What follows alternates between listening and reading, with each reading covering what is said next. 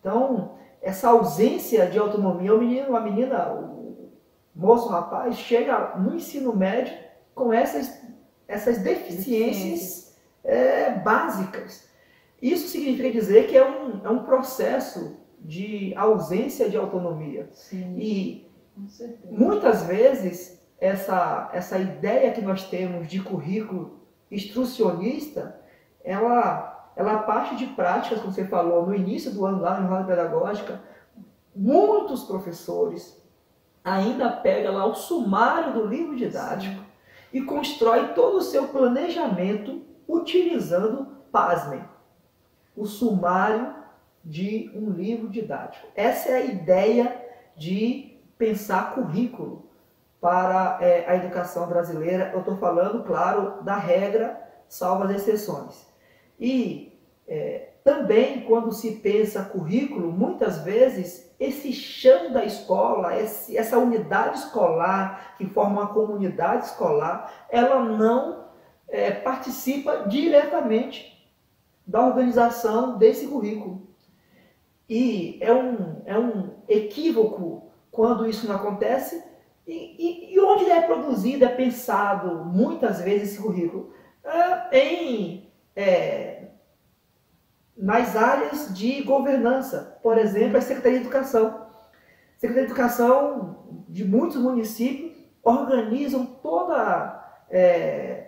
todos os currículos de todas as escolas e que faz talvez um pequeno fechamento ali nas unidades, mas essas pessoas que atuam diretamente no chão da escola não têm protagonismo nenhum. E isso é uma grande dificuldade. E quem mais estaria preparado para falar sobre as necessidades do currículo, se não a pessoa que está lá todos os dias, está lá no chão da escola, né? Essa é a pessoa mais preparada que conhece verdadeiramente as demandas desse currículo, né? Com certeza, Carol. E assim, o papel da Secretaria de Educação, a Secretaria de Educação de modo geral, tem um papel muito importante de articulação, de fomentação de políticas públicas a partir do aspecto político do currículo. E aí essas demandas dessas unidades escolares, elas são certamente, as políticas públicas são planejadas junto com as secretarias de educação. Uhum. Isso é fundamental. Agora, uma coisa é você participar, é você ser um maestro desse sistema de educação de um município, por exemplo. Outra coisa é a execução em cada unidade escolar de uma proposta pedagógica que tem ali como coluna principal, ou uma das colunas principais, a composição, a construção desse currículo, sem a participação direta, efetiva desses sujeitos. Isso é uma das razões que gera uma consequência penosa e cara para a educação brasileira, que não precisa ninguém discutir a qualidade e os resultados da nossa educação. Perpassa pela forma que é construído, que é elaborado os currículos em cada unidade escolar. Isso me faz pensar que a educação, assim, você falou sobre maestria, né, da Secretaria de Educação, por exemplo, ser o maestro da educação, aquele que orienta em certas coisas, mas conhece a potencialidade dos seus instrumentistas, digamos assim. Exato. E aí isso me faz pensar como que a educação um dever de maestria da parte da secretaria, da parte do professor.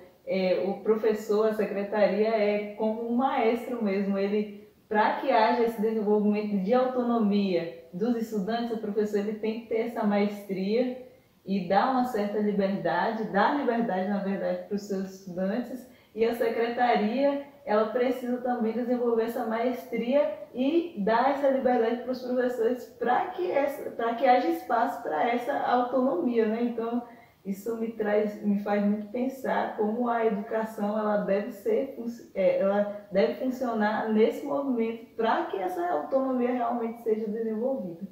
É verdade. A participação dos sujeitos na construção é primordial para a educação avançar, né? Pensar essa questão da autonomia, Carol, é importante a gente pensar esse ambiente do diálogo, né? Diria Bakhtin, um ambiente dialógico, onde os Sim. sujeitos ocupam lugares em que há um enfrentamento a determinadas hierarquias desnecessárias. Sim. Então, essa relação dos estudantes com os professores, a relação da gestão escolar, da coordenação com os professores, a relação entre os pares, a relação entre unidade escolar e secretarias de educação, tudo isso, se tiver um ambiente dialógico, um ambiente onde as relações de poder, mesmo que elas não sejam totalmente desconstruídas, não vamos ser utópicos aqui, mas que essas relações de poder, essas vaidades que estão tão presentes, sobretudo aqueles que ocupam determinados espaços, que são espaços,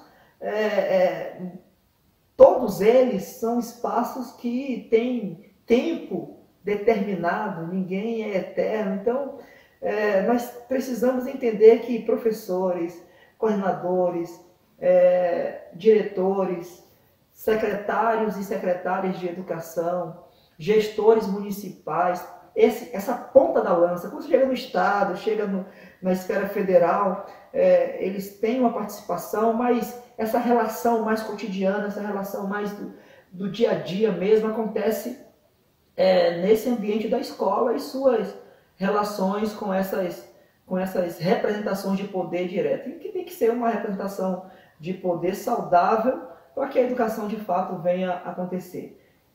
Aí o currículo vai fazer sentido quando a educação partir de um lugar onde os sujeitos dialogam e têm uma participação que esses valores, essas percepções de quem eu sou, essa ideia e a própria relação com o conhecimento, tudo isso vai fazer um sentido. E aí o ambiente escolar com esse currículo pensado a partir dessas demandas, e aí eu insisto nessa tecla, dessas demandas destes vários chãos de escola. Então, não podemos pensar currículo de forma generalizada, cada ambiente, cada unidade escolar tem a sua própria demanda, e nós precisamos